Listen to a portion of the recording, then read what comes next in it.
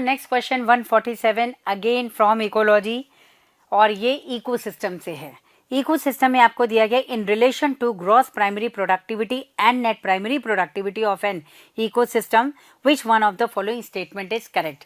तो आपको gross primary productivity और नेट प्राइमरी प्रोडक्टिविटी को कोरिलेट करना था। बच्चों सबसे पहले तो मैं आपको बता दूं प्राइमरी प्रोडक्टिविटी का मतलब क्या होता है। प्राइमरी प्रोडक्टिविटी का मतलब होता है प्रोडक्टिविटी। प्राइमरी प्रोडक्टिविटी का मतलब होता है बच्चों productivity at producer level, right. Producer level यानी प्लांट्स में हम लोग देखते हैं। तो this is productivity at producer level. Now next secondary productivity क्या है। सेकेंडरी प्रोडक्टिविटी है बच्चों प्रोडक्टिविटी एट कंज्यूमर लेवल, यानी एनिमल्स में जो है नए टिश्यूज बन रहे हैं ना, तो कंज्यूमर लेवल पे जब आप देखोगे तो इसे कहते हैं सेकेंडरी प्रोडक्टिविटी। ठीक, तो कंज्यूमर लेवल हो गया।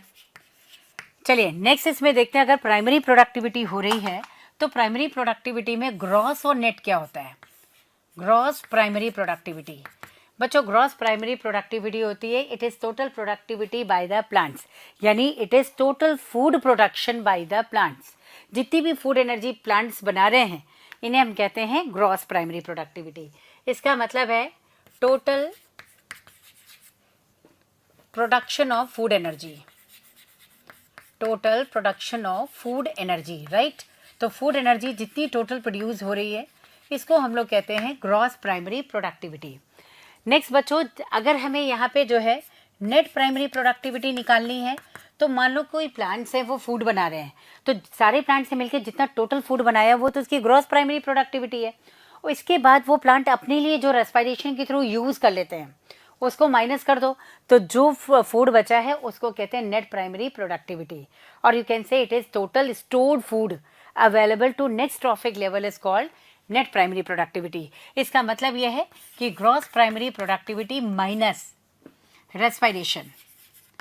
रेस्पिरेशन के थ्रू जो एनर्जी यूज हो रही है ना इसको माइनस कर दो, तो इसको हम कह देते हैं यहाँ पर ये क्या हो गया नेट प्राइमरी प्रोडक्टिविटी है बच्चों। ठीक है, चलिए तो इसमें ऑप्शंस मैच कर लेते हैं फटाफट। आपको ग्रॉस प्राइमरी प्रोडक्टिविटी और नेट प्राइमरी प्रोडक्टिविटी इन दोनों को कोरिलेट करके इसके रिगार्डिंग करेक्ट स्टेटमेंट निकालना है। Gross primary productivity and net primary productivity are one and same. Wrong बेटा, ये दोनों सेम नहीं है, आप देख सकते हो दोनों अलग है।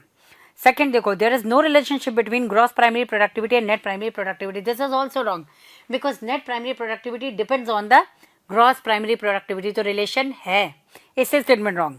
Gross primary productivity is always less than net primary productivity. बेटा gross primary productivity net NPP से कम नहीं होती, इससे ज्यादा ही होगी। जीपीपी इससे कम कैसे हो सकती है, हमेशा ज्यादा होगी।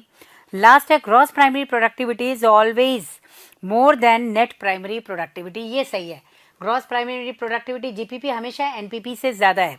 तो हियर करेक्ट आंसर इज 4।